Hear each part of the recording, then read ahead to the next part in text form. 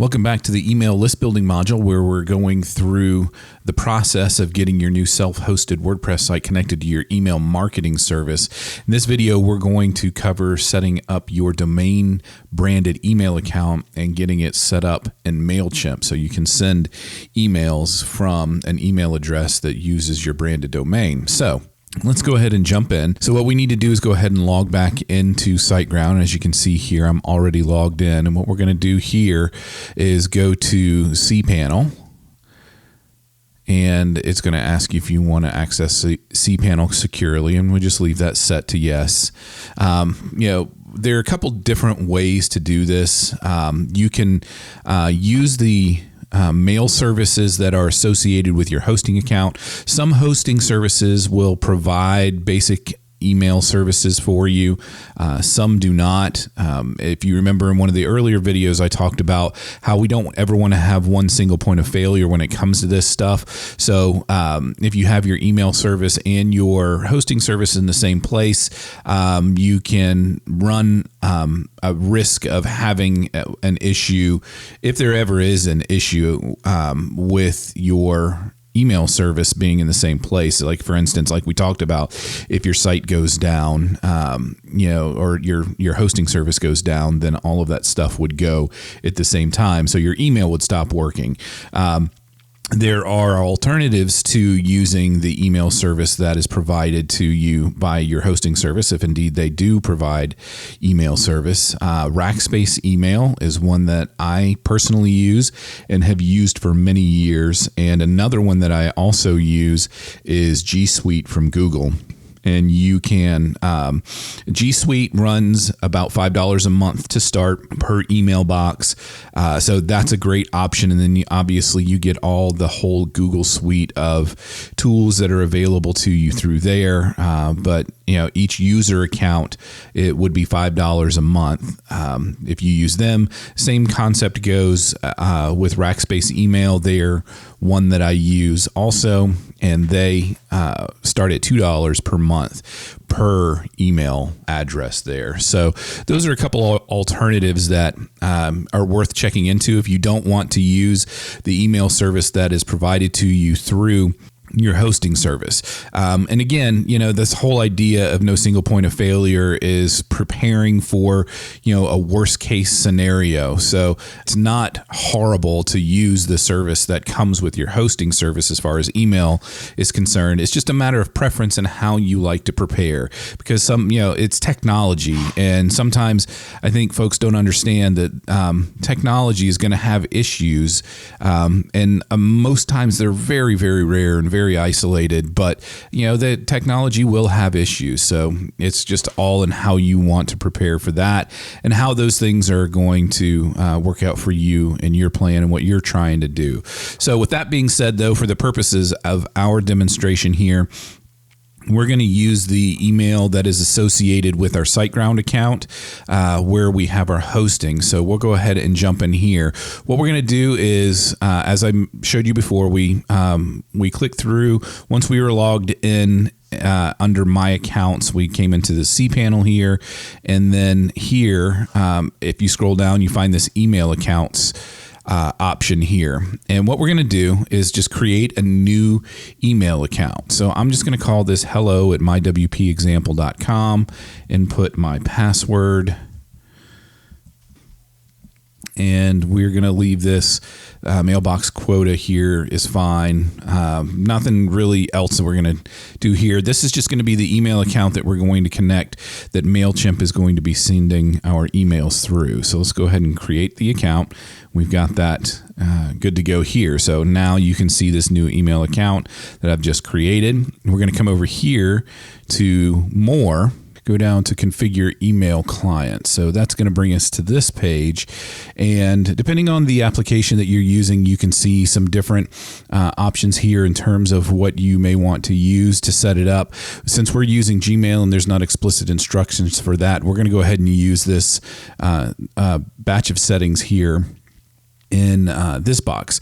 So to do this, we're going to go over here into your Gmail account, and you want to go into your settings and then accounts and import, and you can get to that by clicking on this gear icon over here and then going to settings, and then you can click on accounts and import right there on those tabs up at the top. So what we want to do is we want to do two things. We're going to use this email to send email, and just for purposes of being thorough, we're going to go ahead and add it as one that we can receive mail on as well. So let's go ahead and come under here under send as, and we're going to add another email address right here.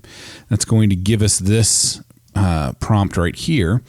So we're going to go ahead and put in our full email address. We're going to do hello@mywpexample right here. And we're not treating this as an alias. So let's go ahead and uncheck that. Click on next step here. And then we're going to change what's populating in here. So there are a couple different ways to do this. So let's go ahead and get this in. This is going to be the full email address and password that you set up before over in SiteGround.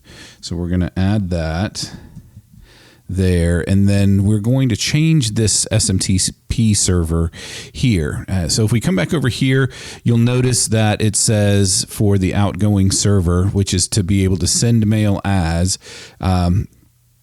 it's saying to use your domain name. I don't know if that's going to work. So what I have found out is that if you use this this path to your cPanel here is provided by SiteGround in this instance, this is going to be the server that you're going to want to use. So we're going to go ahead and copy that, and then we're going to take it back over to our SMTP server. And we're going to add that right there. So we've got our SMTP server set, and we have full email address and then our password, and we're going to change the port to 465. So this is going to be a secured connection using SSL as recommended by Google here. We're going to go ahead and click Add Account. And then it's going to say, okay, we are making progress here. So we've successfully located your server and verified the credentials. What we need to do now is make sure that Gmail is authorized to work with this account. So let's go back over here to our webmail, which is where we had set up these things initially, where we sent the name and whatnot. So let's come back over here, come to the inbox. And now we have this notification from Gmail, and we're just going to come in here, and we're going to just grab this code. You can either click the link here or grab the code here. So for our purposes, we're just going to grab the code, come back over here, and add that there. So that's going to give us authorization, and we should be good to go now. So let's go back over, check our Gmail settings, and yep, here we go. hello@mywpexample.com is good there. So one more place we're going to add this is over here and to check mail from other accounts. So we've got sending and receiving. So we're going to use the same email address and credentials as before.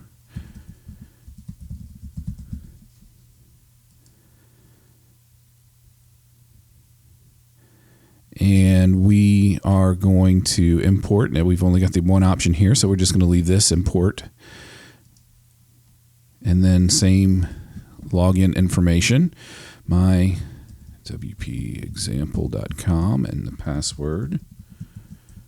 And we are once again not going to use that. We're going to use the server path, which is here.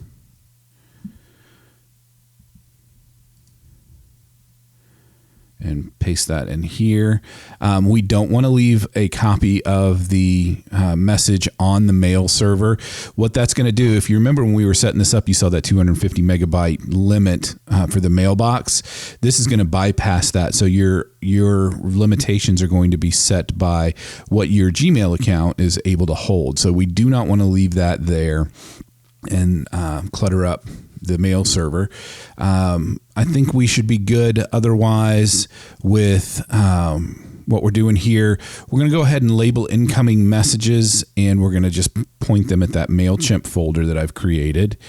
and archive incoming messages. We're not going to skip the inbox because we want to make sure we see them when they're in there. So in the event that somebody sends a message to hello@mywpexample.com, it's going to be labeled and filtered into the MailChimp label that I created in my inbox. So we'll go ahead and click. Actually, we need to change the port too. Go ahead and change this to 995 or 993. We're using POP, so we'll leave it at 995 there. I think that will be fine. And then we should be good to go.